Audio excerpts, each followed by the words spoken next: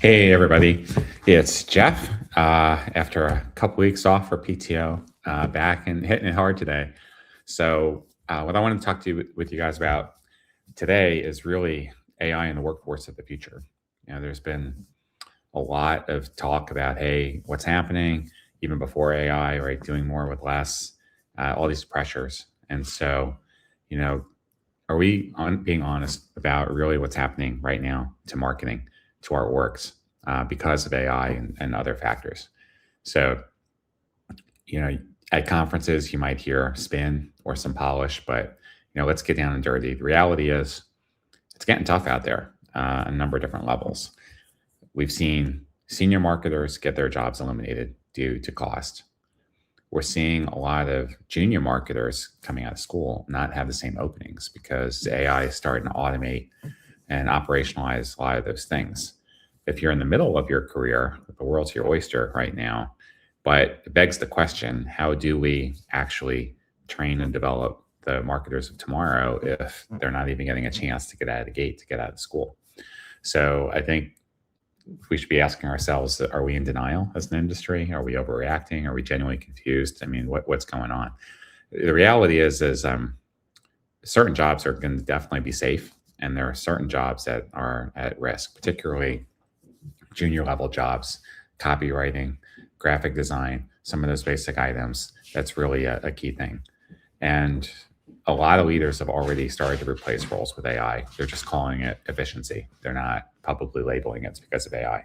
So why does this moment feel differently from every other technology will change marketing cycle? And what's going on with marketers? Are we feeling scared? Are we concerned? What's happening? I'm a big proponent myself of human plus AI. I think AI definitely can automate and do a lot of amazing things, but we need the emotion, we need the context, we need the strategy, and we need a human with governance and ethics on top of all this stuff.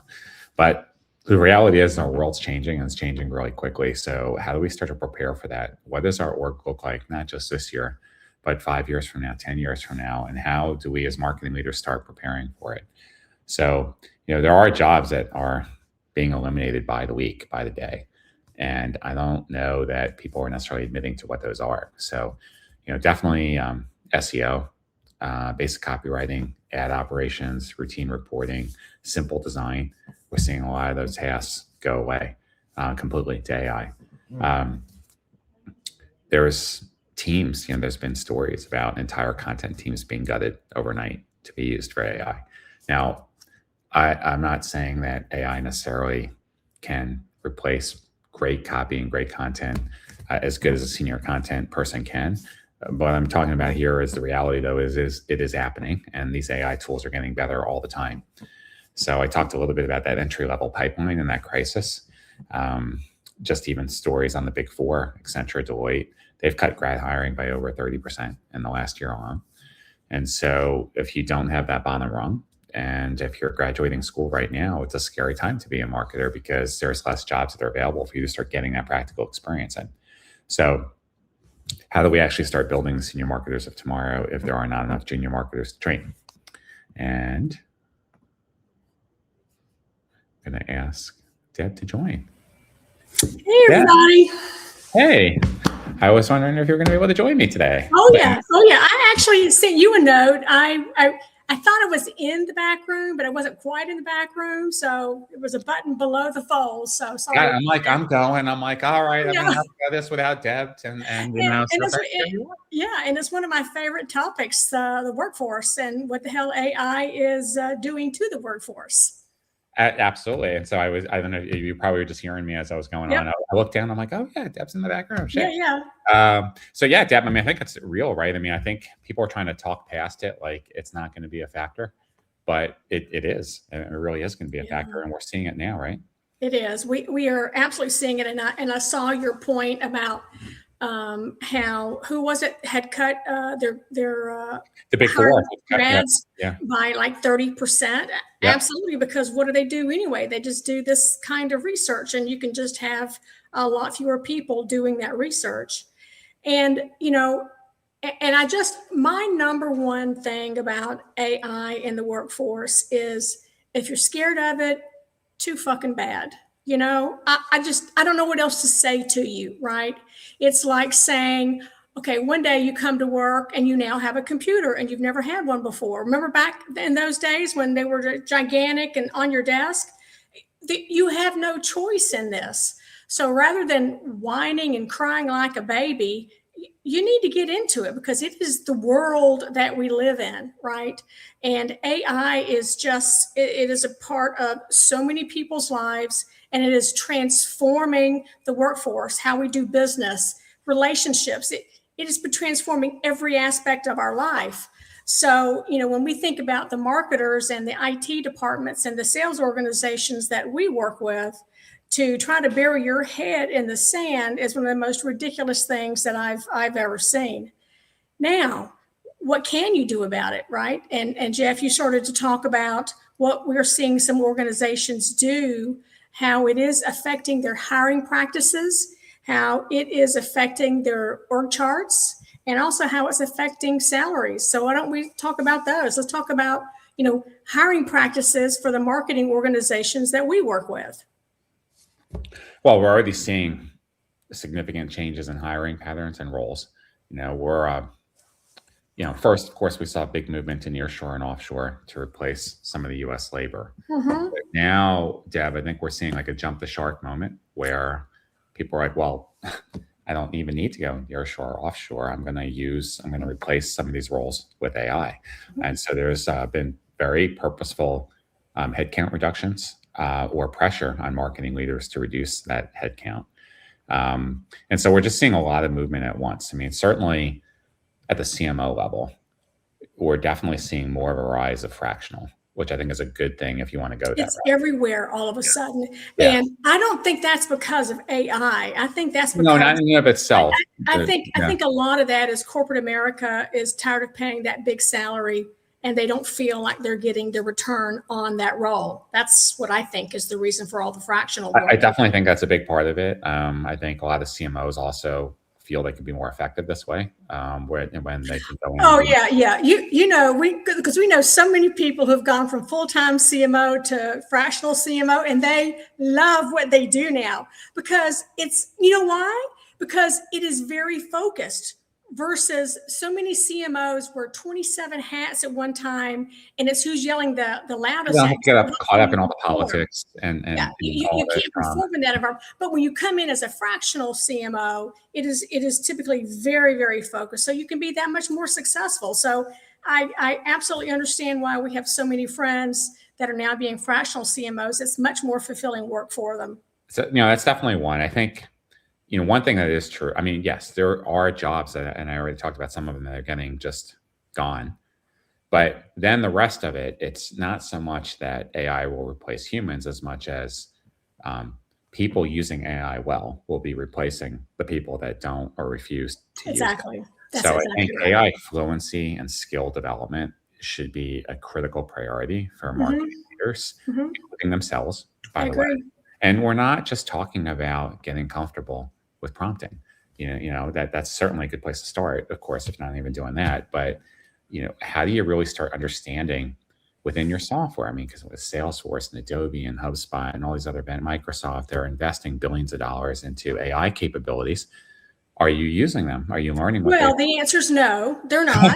Yes. Because, honestly, Jeff, it's like any other capability that, the big software vendors bring into the products. Hell no, it's not being used the most effective way. And how many times have we said, if you just increase the productivity in using your own product by 10%, what an impact that would make?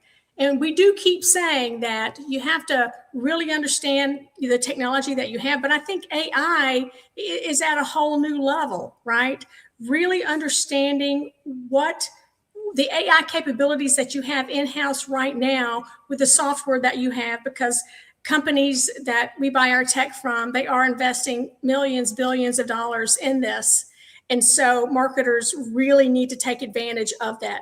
They're not being left in the dust, right? But they need to understand what they have in their own hands right now. Well, they are if they don't engage. And I think you already said it. I mean, even that, and you could make a fair argument that the vendors are probably outpacing where the market is by a degree. As always. But that doesn't negate the responsibility of the marketers to actually learn and start using what's there versus, look, I feel like there's so many parallels to the .com era where now, because something has AI in it, everyone wants to go buy it. That's right. And you put AI on something, whether it's really AI or not. Yeah. So, yeah. And so, well, I guess we're going to start seeing, we are starting to see Super Bowl commercials, right? With AI. But I think though, you have to use what you have. Almost everyone has a major system in house, just about, so whether it is one of those, you start using that, take one LLM and get comfortable with that, at least get your proficiency up on that team, start putting together standards on what does success look like with AI for your team, what kind of skills you're going to be investing in, and you yourself as the marketing leader, get educated. That's a good place to start. It is. And another great place to start, and we've seen this, and we do some of this work, is, bring your whole marketing team together and say, what AI do we have in our hands that we can use, and how can we improve that?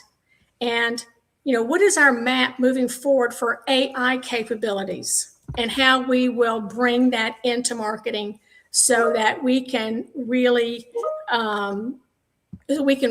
bring in that revenue. So that's the other thing, is to map AI capabilities into your organization in a very intentional way.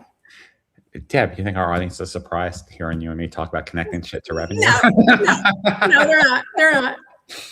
We can't say a sentence without saying revenue. That's right. That's right. Yeah. That's all I'll do. So I think getting more into the nuances. It's also important not to be dismissive, right? Because certainly the execution jobs, those are easy targets for AI. And at first glance, you might say, well, if I'm strategic and I'm truly creative, I won't have to worry because AI can't do strategy. Like, well, as long as you're truly being, are you really being strategic and uniquely thinking, or is it a pattern? Because if you're just using tools and templates and research, that's something that AI can replicate. So Jeff, you and I are very strategic, and we use AI all the time. We do. All the time. To make us better strategically, but also it's about critical thinking. What are we missing? What should we be thinking about? What's a broader view of this? What's a different view of this? How should I be thinking about this differently? All of those things. Absolutely. Because I'll tell you that I have yet, and I'm trained and I work with AI all the time. One of my biggest frustrations actually is it's too complimentary. Like, when have you ever heard AI tell you, Deb, boy, that's a stupid ass idea, Debbie, don't do that? Because normally it's like, that's interesting. Yeah. Great job, Deb. Yeah. It never says, Debbie, you dumb. It doesn't say anything like that. Right. What the hell were you drinking this morning? That's exactly right. I've ever heard. But it's normally brilliant idea. Jeff, it won't say bless your heart either, but I'll get that trained in pretty soon. You got to work on that. You got to get that bless your heart moment. But, I'm worried it's not just about automating, but if as marketers, if we lose our ability to think critically, to have enough self-awareness to think about what is it this thing just spit out. Like, if you're just trying to copy and paste it and move it from this bucket to that bucket, well, then you should lose your job because you're not adding any value anyway. That's right. You should. That's exactly right. If that's all you're doing is showing up and cut and paste, you don't belong in a modern marketing organization at all. So let's go 5 years out. Okay. It's 2031. It's going to be very sci-fi 2031. Totally. Yeah. Very, very futuristic. Yes. We'll walk in the morning and we'll be like, computer, I need to get 3 campaigns out by tomorrow, and they need to do this, this, and this. And can you write that white paper for me? And I want that done in like 10 minutes. Do you think that's possible? Shit, I think that's possible now. I do too. But I think it's not that marketing goes away entirely in 5 years, but I think teams will be smaller. Maybe if you have a 20-person, 25-person team today, your team's probably somewhere around there. Your team's going to be half the size because you can just do it, even though the example that you just cited, but all these things are going to just be so much more automated and easier to do. What functions do we think are going to still be here though in 5 years in marketing as we kind of we go through the department? I'm not sure that we would have any functions go away. We might have a consolidation. We might have some new functions, right? Yes. For example, everybody needs a a lab department, an experimental department, right? Yeah. Wherever that lives, someone needs to be thinking all the time about AI and how it affects the work of marketing. Yes. It would be a new area. Yes. I do think, though, certain functions today that are standalone, if you're doing, let's say, social execution, email execution, paid media management, SEO writing, things like that, I think all those functions go away because all of that can be automated. But strategy, it won't go away. You'll just be doing it differently with AI, and you'll need fewer people to do that. right? But yes, but I mean, I think then you don't then. Today, though, in many, at least larger organizations, these are teams, right? These are separate departments. They're separate, and that's a mess in and of itself. And I just think that most of those teams and those sub-departments go away. Yes, I agree with you. The function, the utility of the function continues to survive. But as we talk about the role, people doing that function, I think I agree. And I think that's better. And I also think that, I know we're talking about what functions will stay and what functions will go, but as we think about this whole social media, kind of interaction function that we've got right here, I also think that we're going to see much more focus and understanding of the customer, because your ability to screw up is a millionfold, right? So you're going to have to understand the customer. So one of the things I'm hoping to see is like a customer experience organization that really is a customer experience organization. And that customer experience organization is united across all customer facing functions of the organization, right? So, and again, marketers love to talk about focus on customer. Their companies don't like to talk about focus on the customer, at least when it comes to spending and doing those kinds of things. But I think that AI is going to allow that to come forward and be the group that we've always wanted it to be. We can certainly hope so, or maybe we're just being naive, and the reality is people will just still find a way not to do it. Exactly. No, I think that's a great opportunity where you can actually really start to use and leverage AI to create bespoke, true customer engagement led through marketing. How do you think demand generation will change? Well, again, I think the pure strategist will remain. I think almost all the execution goes away. Again, from a role, not that we stop executing demand, but I think it's going to be done by agents. Right. But I see today's marketing ops role evolving. You're becoming more of an AI process architect, versus, let's say, today you're managing marketing automation. Well, let's hope you are, right? Yeah. But I mean, I think that's where the role evolves. And Jeff, I say that in all honesty, because, when AI was starting to come into the fore, was it how many years ago? I lose count, 3-4 years ago. Marketing ops was way behind. They did not jump on it. And that probably was because the early AI was really all about content. But you and I talked to many marketing ops organizations who were doing literally nothing with AI. So the idea of them becoming AI process architects and strategically owning the AI capability and what it means to marketing and how it can help marketing perform better and the company perform better. Yes. Yeah, no, I completely agree. But I do think that's a potentially new role that comes about. I think brand strategy, not brand execution.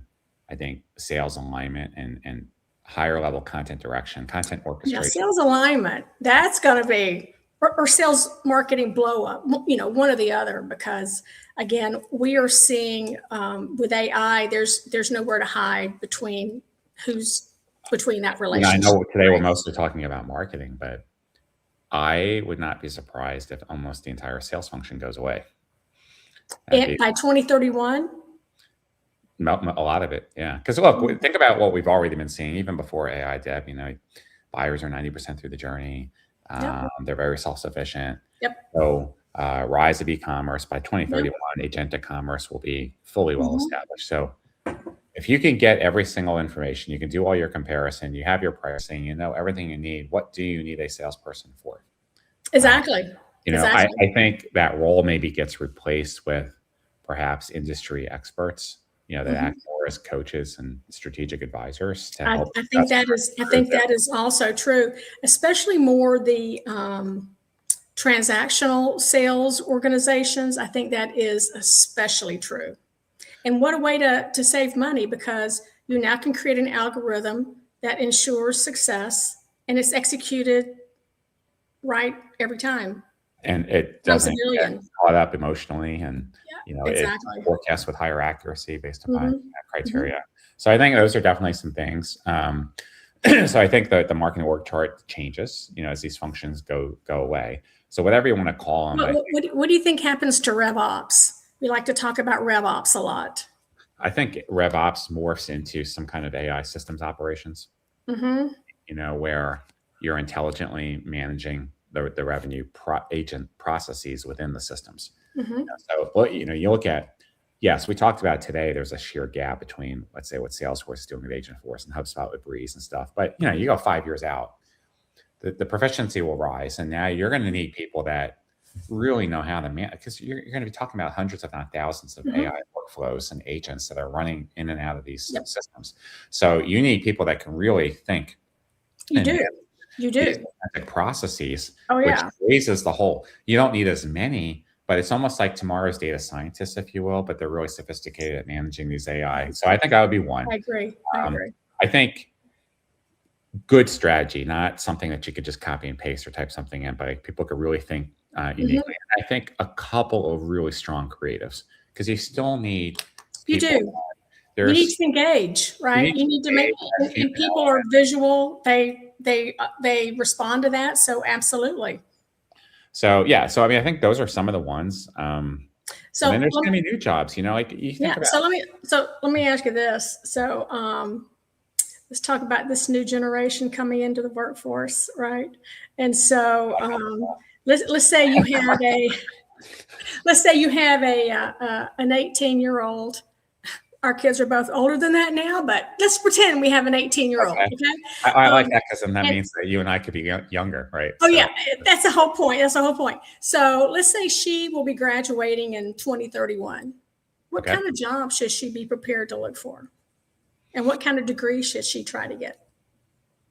I think she should be taking classes in AI now, develop not just prompting, but workflow orchestration, agentic development, learning about data and relationships. I know marketers like to blow off a lot of the business classes, but can't do it. There's still important principles like economics are their foundational principles, accounting. And Jeff, not only that, they need to hone their thinking ability and their critical analysis ability. Yeah. A lot of times the arts, like a fine arts program, will do that, right? Yeah, communication. They're take speech classes, where you're doing public speaking, or do creative writing and copywriting, like that.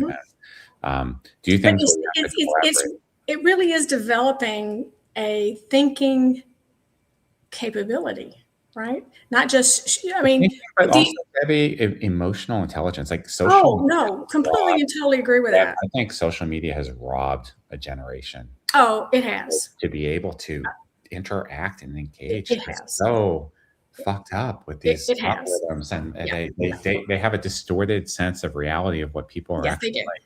They absolutely do. And again, that, I know we're not really, that's not the topic, but I would just ask him for AI purposes, what kind of job we can talk about, how we're poisoning our youth with social media, but we'll talk about that, in another topic. Next week. Next week. Yeah, we'll talk about that one next week. But again, I just want to go back to my original statement. If you're not into AI, too bad, get on board, or you need to go find a new job somewhere else. Because in the world of marketing and in the world of sales, honey, it is all about AI. And it is the future. And you need to be able to plot your career path with AI in mind. Jeff and I, we work with a lot of friends who are in between jobs, CMO, VPs. And when I don't see AI on the resume, I'm like, oh my God, you got to put AI on that resume. Then you have to explain, what you can bring to the company with AI. It's not just about AI. Yeah. And whether or not, I can understand there's a lot of reasons to be cautious or angry with AI, environmental impacts and all those things. But the train's left the station, and Yep, so it has. you do have to do that. So there are, I think, again, I think what people get lost in, they focus in on the jobs that are being lost, and there will be, but there will also be jobs that will be created. And, I think the World Economic Forum is predicting that there's, while we might be losing, let's say 60 million jobs, we're going to be gaining, 120 million jobs. So there's going to be new careers. So I think we talked about an AI systems manager, but I think like a workflow architect, someone that can really understand how to rebuild marketing workflows within an age of AI. And again, I want to put the thing back in there about the customer experience too. I just think that has to be front and center, and where that lives. Now that's a big question. Well, maybe with all the money they're going to be saving with other jobs they can find. That's right. That's right. But AI allows us to understand our customer better than ever before, and you can't screw that up. So I really think we're going to see some kind of new role around customer experience with AI or something like that. I agree. What we talked about last time, AEO, I think there's the AEO GEO specialist, which is different, of course, than SEO. Now, but in 5 years, Jeff, that could be gone too. I mean, it may very well be, but I think it's a job yet, though, that's just emerging because it is. It's changing. So you have to be agile, right? And you have to be open, and careers are not stair step anymore. So you just have to be, So you just have to, and we're not talking about going from company to company either. We're talking about what's needed in the market and the skills that you bring, and how you have so many more opportunities to grow quickly, being in the right place with the right skills in the market. Yes, absolutely. But there's more too. I think brand integrity. So, as AI starts to output more, how do you ensure your brand is represented through? Folks, there's no hiding with AI, right? There's not going to be any misinterpretation of data. If things are set up correctly, it's going to be pretty black and white. Well, yes, but if we have the ability, we already do now, you can generate tens of thousands of assets, right? With AI. Who's making sure that, as all this crap's getting put out there, that it actually reinforces and supports your brand? And how do you do that at scale? So I think that's a role potentially. That should be another AI program, Jeff. Could be. It could be. Yeah, maybe it's an agent. Check what you wrote. Check if it's working, right? You have campaign supervisors become agentic campaign supervisors, right? So you're managing the agents that are developing the campaigns. So to make sure that they're doing it properly. Well, and let's think about this. The other thing in marketing ops is that their approach to working with technology may be very different. Rather than having these large systems that have everything inside of it, it could be just a whole series of AI apps that work flawlessly together, right? So whether that's IT or whether it's marketing ops doing that, that's a different way to think about running your tech stack. Yes, but then you're going to need people that can manage those components. Yeah, absolutely. Make sure it's like, and then we need just some AI bot managers, right? Or strategists, that would be another good one. Or developers, and development, right? Just think about the role of development now in marketing. Some more ops does actual, dev work. But we're going to see a lot more dev work in marketing. Yes, and now that you have the ability to write code easily, I think it threatens a lot of the. Even I can do it, folks, and so that says something right there. I've seen some of the stuff she's built. So but that changes things. So you're like, okay, geez, I'm spending whatever, $1 million on software a year. Why I'll just build what I need, and I don't have to spend anything, and it's good, and it's good enough for what I need, right? And it's only what I need. So yes, you mentioned customer engagement. I think a potential role, and this is me just speculating, what about like a synthetic audience analyst? So as you're building out these campaigns for the personas, like understanding how AI is interpreting the emotional response of each one to make sure it's like truly human. We've seen even with our tools that even with the best AI training, you get this degradation over time. AI starts to forget and lose its so. It gets lazy. It does get lazy. You don't build that in, it just gets lazy. So maybe someone that's responsible for marketing memory, like your institutional knowledge, your body of knowledge, just making sure it's staying current, and the AI Oh my system God, that you algorithms can are- have it and have it organized, right? yes. Instead of having to search for things forever. That is another great use of AI. Another one, bias. It's been well documented that all these AI systems have been built with certain biases in them. So Yes. as we marketers start building out our own systems, who's making sure that the bias is eliminated from the stuff that we're building on top of the other biases, so that we still come across authentic and That's right. That's right. So I think I know we're going long today. It was a big topic. So I think, as we talk about the CMO, though, it's like it seems like no matter what decade we check in, the CMO has got a lot on their plate. Because they have to manage. But do you rebuild your team in real time? Do you just cut the whole group loose? Do you reskill? Do you retool? Like, how do you? It depends on your company. If your company wants to pull the plug all at once and go through that versus doing it over time. And so sometimes it's a company decision and sometimes it's a CMO decision. And you're right, but we are seeing a lot more pull the plugs these days than we have seen in a long time. And it's hard, do you, and who do you jettison and who do you reskill? And do you hire for AI skills first and marketing second, or do you hire for marketing first? And Jeff, where the hell is the training, right? Where is the ongoing training? Where is the catalog of training? Where is the whole, where are they training all of this, right? And we're seeing very little of that, because as we know, there's almost never, I can count on one hand over the years the companies that actually spend a lot on employee development and training. I mean, especially in marketing, you'll have all this. No, it's not crap, but it really misses the boat on a lot of things that marketing needs. And so there's going to have to be a way. And again, with AI, you can keep that training fresh and relevant so much easier. So while it used to cost $1 gazillion to create a whole library of training for marketers, now with AI, you just don't have to spend as much money. So there's no excuse not to have good training. No, there isn't. And then there's career pathing, right? So what do we tell the senior marketers, the mid-level marketers, and the junior marketers? Because it is all changing, right? And there used to be a book, right? Well, there still is a book, the book about what got you here won't get you there. Won't get you there. Yeah. That was really just about management, moving into management, but that adage applies here. So the traditional path, when you were in marketing, you came out of school, you get your marketing degree, and you start moving up, and you do different functions. Like, well, doesn't exist anymore. I think people who really manage the career path are the kind of people who will pause and say, here's what's happening. What do I want? What do I need? How can I take advantage of this? Or is this still the right place for me? Right. But again, you have to have a conscious and intentional effort around managing your career for that. But those are the questions that people are asking themselves every day. I think you got to stop being a specialist, though, because the world's moving too fast, particularly if you go deep in any one tool.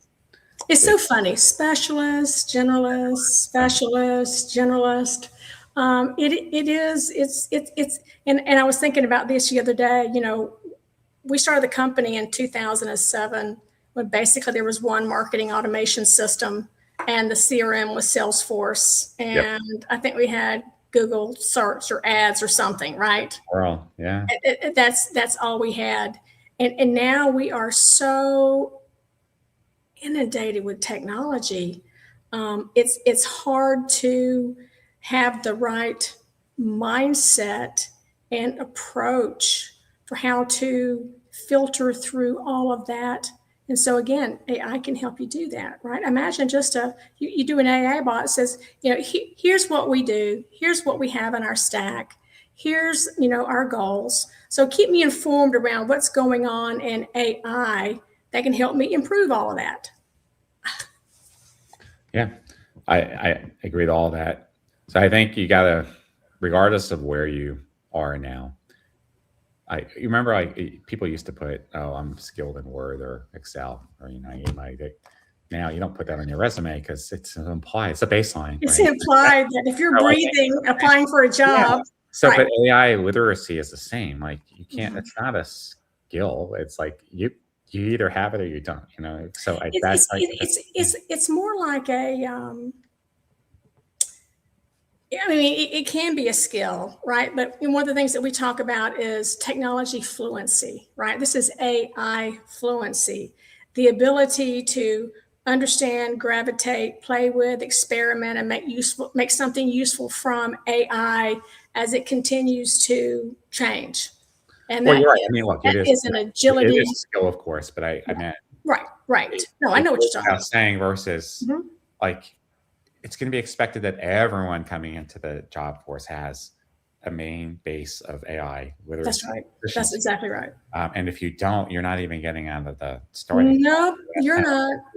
Skill. Same thing, like prompt engineering. Like if you don't know how to freaking write prompts by now, you know, again, same thing. Like that's this table stake kind of stuff. You need to do that. So I think it's some of the things you said already. It's strategic fluency, it's emotional intelligence, it's data fluency, it's ethical judgment, deep thinking, you know, critical thinking. Storytelling is still more than any other time in marketing is more important than it's ever been. More important than ever, because there's so much crap out there. Yeah, there's so much crap out there. And again, you can't tell the story if you don't understand the customer. No, you're absolutely right. And AI, you can feed it and you can prompt it, and with a lot of structure, sure, you can get it to tell a passable story, but it's still lacking that, that human. That zhuzh. Yeah, that just like that. Gotta have that zhuzh. What is the French expression? What is it? What is it? The zest of life? I forget what they call it, but sometimes. C'est la vie. This is life. Yeah, this is life. It's one of those things. Anyway, one of those things. We'll do French next time, okay? So, and I think, you know, the more things change, the more like there's been so much talk about authenticity over the years, but now that will become there. Yeah, but that will be the ultimate differentiator is human authenticity, because if we're going to we already are in this age of robots and bots and systems and processes and synthetic crap. So how do you stand out? You stand out by being human, you know, by being uniquely you and embracing the things that truly make us who we are, and make our companies who we are, and getting back to the soul of the brand. That's what's going to be really critically important. So I agree. Definitely going to be an interesting time. And make sure that, you know, it resonates with your clients, with the clients that you're going after, right? So, yeah. But, you know, like with all things, and we've seen change accelerate, Deb, over the 20 years we've been doing this. But guys, you can't be afraid. You know, it's going to keep coming. So you either get on board the train and you just figure it out and you roll with it, or you get rolled over by it, you know. But it's here. Or go get another job somewhere, or get out of marketing. Just get out of marketing. Oh, well, no, get out of corporate America. Because I can't think of a single place, unless you're just one of those people that just want to show up to work and rubber stamp things and cut and paste, and then God bless you, right? Yeah, we went deep today, Deb. We went deep today. So I always love talking about AI. It's changing the world. It's changing our lives. And I've mentioned before, I've always been a big sci-fi fan, and sci-fi is here. I mean, it's the future, and it can be very exciting and it can be very scary, and there's good and there's bad. But it is here. And I think that not only does it affect corporate America, it is affecting every part of our lives, every single part of our lives, personal, professional, religious, you know, every single part of our lives. And so you just have to have your stance and your belief and your approach, and then go from there. Amen. Until next time, I'm Jeff. All right. I'm Debbie. See you guys. Raw.